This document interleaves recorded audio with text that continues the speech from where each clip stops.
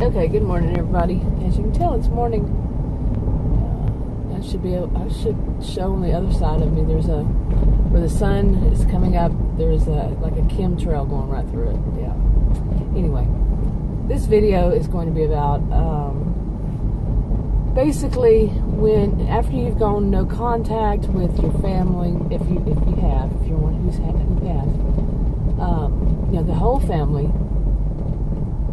Then, something that happens that might happen to you, and something I have experienced because I've done that, gone totally no contact, and a feeling that comes up might. Now, I don't know if other people, when they go no contact with their family members, do they get, their family, do they go no contact with the whole family? Okay, now I did because I knew, I'm not suggesting this to anybody because it's harsh. I knew that being in touch with one would be hearing everything about the other ones, the ones that I was getting away from. Plus, there would be triangulation with them. They would try that, to get me through the other one. I would still hear, their lies and what they're saying that I'm doing when they're really the ones doing it. That is the story of my life, I'm telling you. With one of them. Yeah. One of them especially. And, the whole projection and smear campaign and all this kind of thing. And the last time I had I think this person really gets a kick out of it. That sadistic kind of, actually I would say histrionic. So, cluster B, histrionic. But, mixed with a little bit of, I'd say sociopath, antisocial, and some narcissism.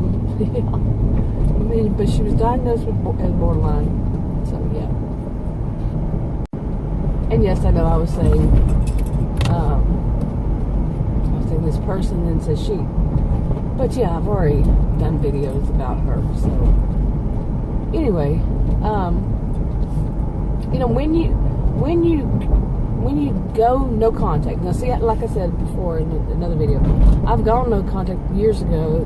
It has its fits and starts, they're throwing fits, and I'm having to start all over again. Yeah, I'm not quite awake this morning, but you know what I'm saying. But eventually, they left me alone. But anytime something really, big. Well, some things are big. I'm going to say that some things are big. And I would want to know, given a choice. Now, that would be better if I hadn't been given a choice, but that they would contact me, and then they would try to keep the contact going, and no. On a regular basis, no. If there's a real family emergency, yes. But other than that, no.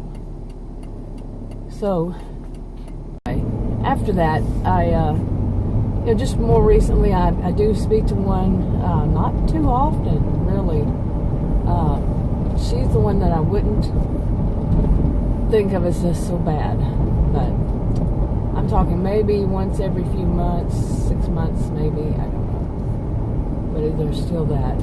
Anyway, the point to this video, if I get to it, is that, or the direction I'm taking is, when you feel after going no contact, and you might have to, let me start to say this first.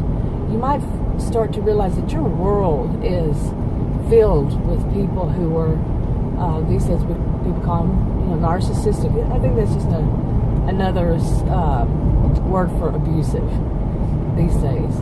They're not talking about the personality disorder, although some would be. But anyway,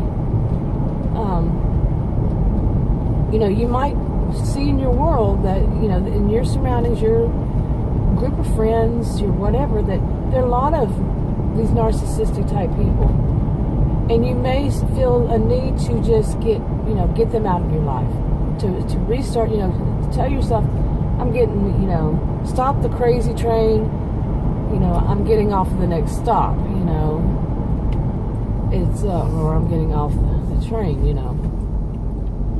because it's crazy, because you start to see, some of these people I have invited into my life are just as bad as my family. They're the bad ones. So then if you do this, and I've done this, so I'm speaking just from experience. I'm not saying it as any expert or anything. But, yeah, it's rough. It is rough.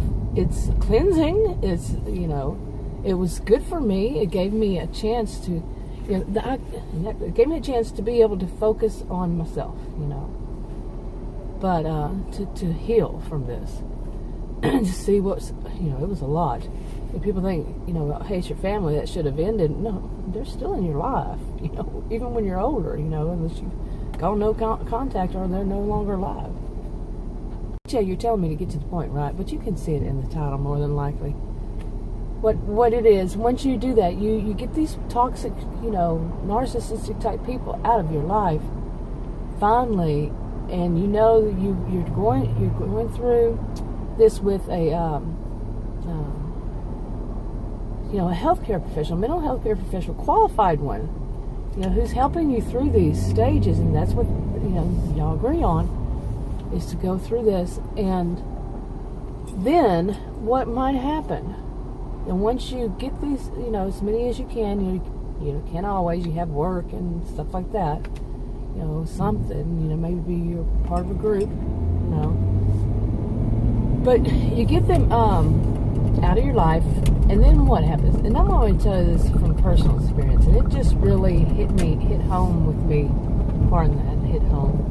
Yeah, but it did just recently.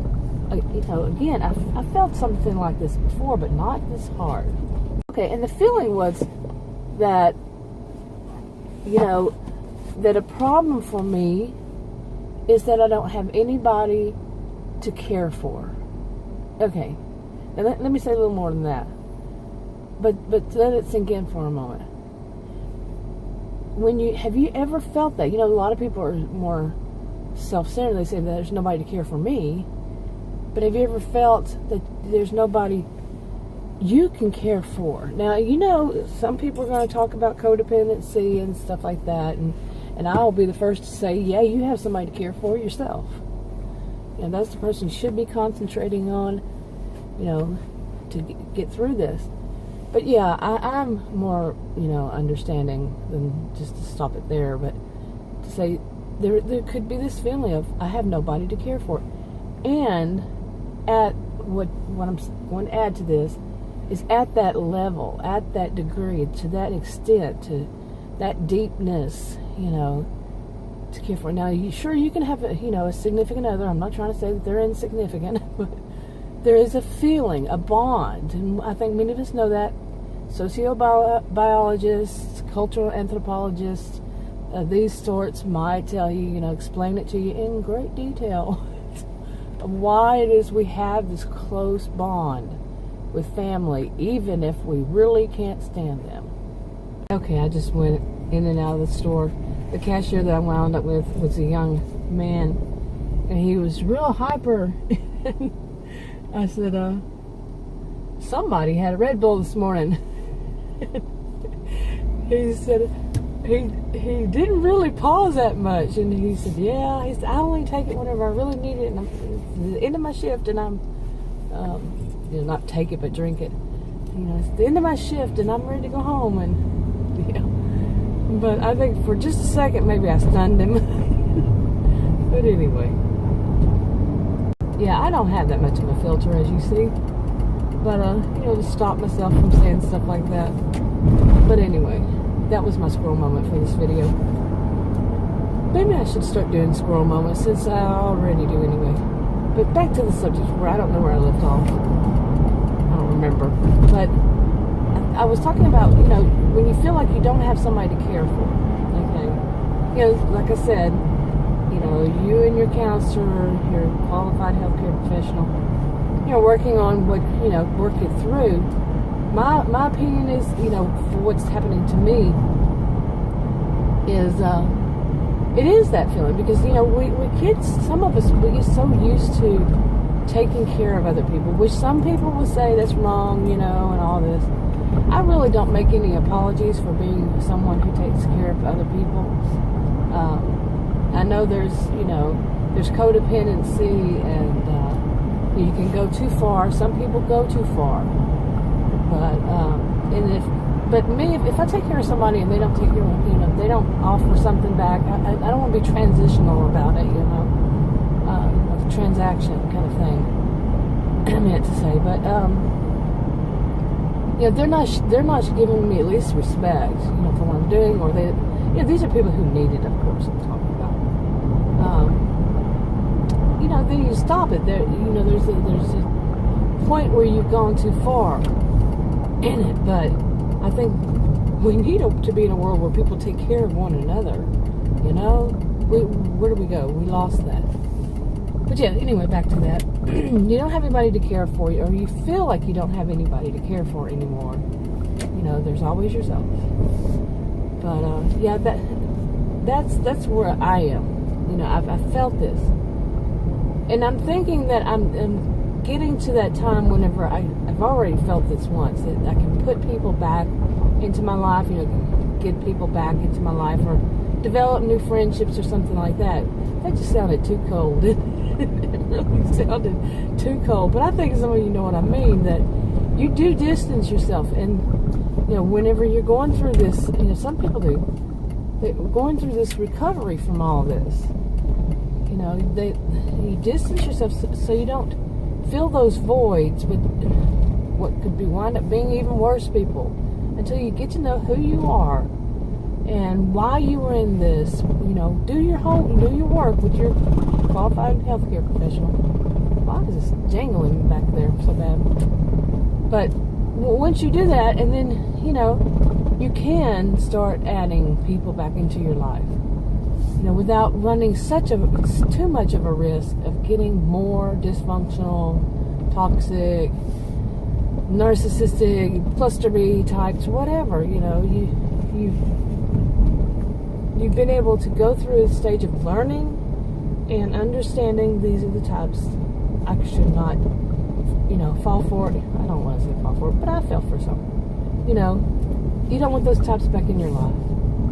You might have some, might get one back, at least one back in your life, and that's time to step back, and work it through with your professional, your healthcare professional, But yeah, don't be surprised, if that happens, because what have we lived a lot of our life starting a dysfunctional family that didn't teach us the right things about life and how to get started.